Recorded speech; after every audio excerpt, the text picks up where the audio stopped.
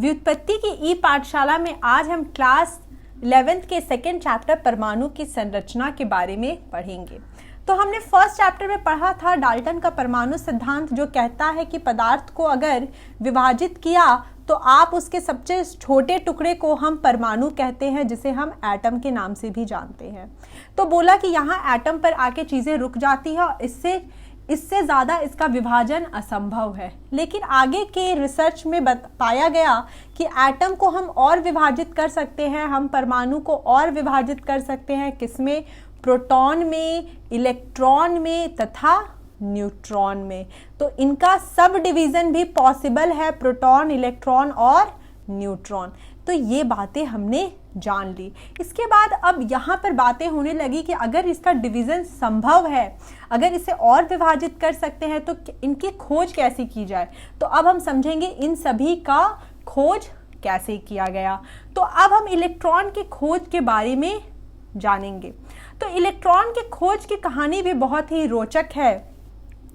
हुआ क्या था कि साइंटिस्ट लोगों ने ऑब्जर्व किया कि जो आसमान में जो बिजली कड़कती है, तो वहाँ पर सोचा कि क्या वहाँ ऐसी चीज़ें हैं जो इस बिजली के उत्पन्न करने में सहायता करती है। तो उन्होंने वह सारे क्राइटेरिया को अपने एपरेटस में डाला। तो यहाँ उन्होंने इलेक्ट्रॉन का जहाँ रिसर्च हुआ वह यह एपरेटस है। यहाँ पर उन्होंने सोचा कि जैसे आसमान में लो प्रेशर पे काम होता है, लो प्रेशर पर काम होता है जिसे हम निम्न दाब भी कहते हैं, और उन्होंने देखा कि यहाँ पे हाई वोल्टेज होता है। जब बिजली कड़कती है तो हाई वोल्टेज होता है, तो उन्होंने उच्च विभव का उपयोग किया।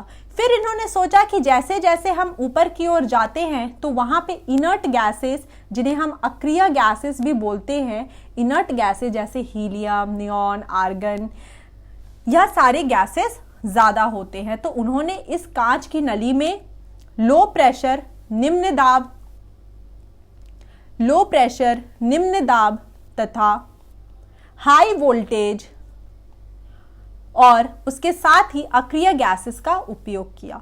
अब उन्हें यहाँ पर इलेक्ट्रिसिटी या बिजली उत्पन्न करने के लिए धातु स्ट्रिप की आवश्यकता थी। तो उन्होंने यहाँ पे धातु के पतले स्ट्रिप का, मेटल के स्ट्रिप का उपयोग किया। इस नीले स्ट्रिप जो धातु से बना हुआ है, इसे नेगेटिव नाम दिया क्योंकि यह नेगेटिव टर्मिनल से जुड़ा हुआ था, या यहाँ पर नेगेटिव टर्मिनल से जुड़ा हुआ था और यह पॉजिटिव टर्मिनल से जुड़ा हुआ था। पॉजिटिव टर्मिनल से जुड़ने के कारण इसे एनोड और नेगेटिव टर्मिनल से जुड़ने के कारण इसे कैथोड कहा गया। फिर जब इन्होंने इस हाई वोल्टेज इसमें अप्लाई किया तो इन्होंने देखा कि यहाँ पर बिजली उत्पन्न हुई। तो उन्होंने सोचा कि यह कैसे पॉसिबल है, जबकि यहाँ उन्होंने देखा कि इस स्ट्रिप के बीच में कोई भी दूसरी चीज नहीं है और यहाँ पर यह हिस्सा खाली है। तो यह तो एक ओपन सर्किट था। तो इस ओपन सर्किट में बिजली कैसे पॉसिबल है, क्योंकि बिजली का चालन करने के लिए जो सतह होनी चाहिए वह पूर्ण रूप से क्लोज होनी चाहिए या बंद होनी चाहिए। लेकिन यह तो ओपन सर्किट था। बच्चों, आप देख सकते हैं कि यहाँ पे नीले स्ट्रिप और लाल स्ट्रिप के बीच में की जगह पूर्ण रूप से खाली है, कोई यहाँ पर कनेक्शन नहीं है, फिर भी बिजली उत्पन्न हुई। तो उन्होंने सोचा कि जरूर या तो इस नीले स्ट्रिप से या तो इस लाल स्ट्रिप से कोई धारा प्रवाहित हो रही है जो हमें दिखाई नहीं दे रही। तो अब इसको जांचने के लिए उन्होंने एक और उपयोग किया। उन्होंने सोचा कि इस नीले स्ट्रिप में अगर होल कर दिया जाए और फिर इसे कनेक्ट किया जाए बैटरी से और देखा जाए कि क्या कोई चीज यहां जिंक सल्फाइड की प्लेट पर चमकती है, तो हमें पता चल जाएगा कि वह चीज लाल मेटल स्ट्रिप से नीले मेटल स्ट्रिप की ओर जा रही है। लेकिन यहां पर कोई भी चीज नहीं चमकी, यहाँ पर जिंक सल्फाइड की प्लेट पर कोई भी चीज नहीं चमकी। उसके पश्चात उन्होंने सोचा कि ठीक है, अब हम क्या करते हैं, अब हम लाल स्ट्रिप पर होल करते हैं और नीले स्ट्रिप को वैसे ही रहने देते हैं और इसे बैटरी से कनेक्ट करते हैं। तो जब उन्होंने इसे बैटरी से कनेक्ट किया और यहाँ पे जिंक सल्फाइड की प्लेट लगाई तो उन्होंने देखा कि यहाँ जिंक सल्फाइड की प्लेट पर चमक उत्पन्न हुई, यहाँ पर लाइट जली। इसका मतलब यह है कि कोई ऐसी चीज थी जो नीले स्ट्रिप से लाल स्ट्रिप की ओर जा रही थी, मतलब कोई ऐसी धारा थी जो कैथोड से एनोड की ओर जा रही थी। क्योंकि यह कैथोड से एनोड की ओर इसका चालन था, इसलिए इसे कैथोड रे या कैथोड किरण भी हम कहते हैं। तो यहां पर हमने देखा कि नेगेटिव टर्मिनल से ऋणात्मक इलेक्ट्रोड से धनात्मक इलेक्ट्रोड की ओर धारा का प्रवाह हुआ और यहाँ पर जिंक सल्फाइड के फ्लोरोसेंट मटेरियल पर चमक उत्पन्न हुई। यह बातें उन्होंने ऑब्जर्व की।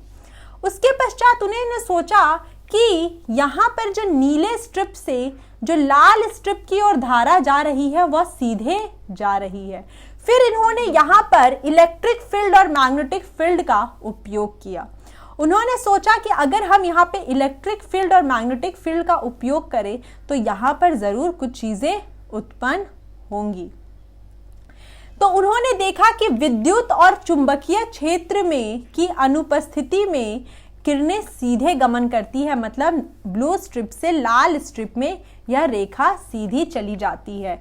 लेकिन अगर यहाँ पर इलेक्ट्रिक फील्ड यानी विद्युत क्षेत्र उत्पन्न किया जाए, मतलब यहाँ पर पॉजिटिव चार्जेस ला दिया जाए और यहाँ पर नेगेटिव चार्जेस आ जाए, तो यह रेखा यहाँ आने के पश्चात इस ओर मुड़ जाती है।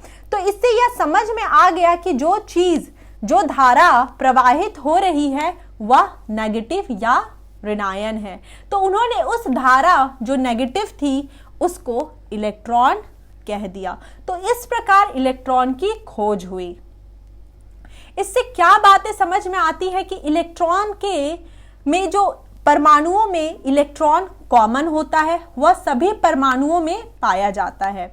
इससे कुछ और बातें समझ में आई, जैसे यहाँ पे हम सारांश देख सकते हैं कि यहाँ पे कैथोड किरणें जो कैथोड से प्रारंभ होकर एनोड की ओर जाती है, और दूसरा कि इनका किसी भी, यहाँ पे हमने देखा था बच्चों की जिस ग्लास ट्यूब के अंदर हमने गैसेस लिया था, हमने गैस लिया था, तो इन्होंने गैस को चेंज करके देखा। इन्होंने ऑक्सीजन, नाइट्रोजन, हीलियम, आर्गन सभी गैस का उपयोग किया और उन्होंने देखा कि गैस को बदलने से कोई भी प्रॉब्लम नहीं होता या गैस की प्रकृति पर निर्भर नहीं करता है या इलेक्ट्रोड की प्रकृति पर भी निर्भर नहीं करता है। दोनों ही जब इन्होंने चेंजेस किए, इन्होंने देखा आप गैस को चेंज करो या इलेक्ट्रोड को चेंज करो, फर्क नहीं आता, मतलब वहां पर धारा का प्रवाह कैथोड से एनोड की ओर ही होता है। तो यहां पर ये चीजें सिद्ध हो गई कि कैथोड किरणों में ऋण आवेशित कण होते हैं जिन्हें हम इलेक्ट्रॉन कहते हैं, या गैस की प्रकृति या इलेक्ट्रोड के पदार्थ पर निर्भर नहीं करती है। और यह प्रूफ हो गया कि सभी परमाणुओं में इलेक्ट्रॉन पाया जाता है। इसके पश्चात अब हम देखेंगे प्रोटॉन और न्यूट्रॉन की खोज। तो प्रोटॉन और न्यूट्रॉन की खोज कैसे होती है,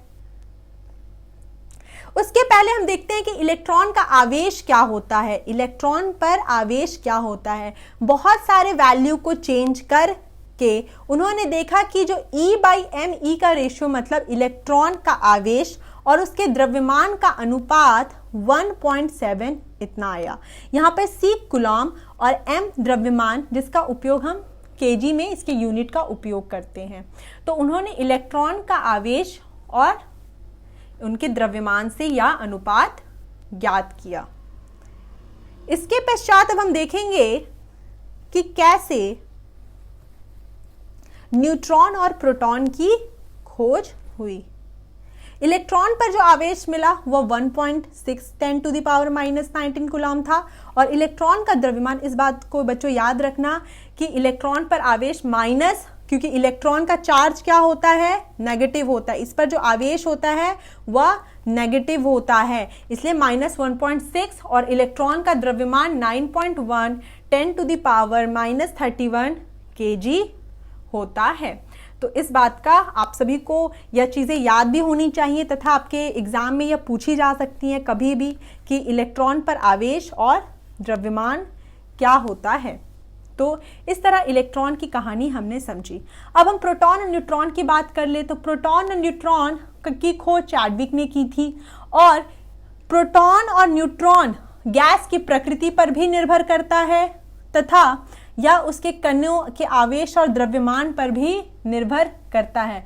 तो यहाँ पर जबकि इलेक्ट्रॉन में हमने देखा था कि वहाँ पर गैस की प्रकृति से कोई फर्क नहीं पड़ता है और वहाँ पर इलेक्ट्रिक और मैग्नेटिक फील्ड का हमने देखा था, यहाँ पर इनका व्यवहार जस्ट उसके ऑपोजिट होता है। तो इस प्रकार हमने प्रोटॉन की खोज देखी। न्यूट्रॉन की खोज भी यहाँ पर हम देख सकते हैं, बेरिलियम के अल्फा कणों पर जब प्रहार किया गया तो प्रोटॉन से हल्के कण उत्पन्न हुए और यह उदासीन थे। तो बच्चों न्यूट्रॉन जो होता है इस पर जो आवेश होता है वह 0 या उदासीन होता है। तो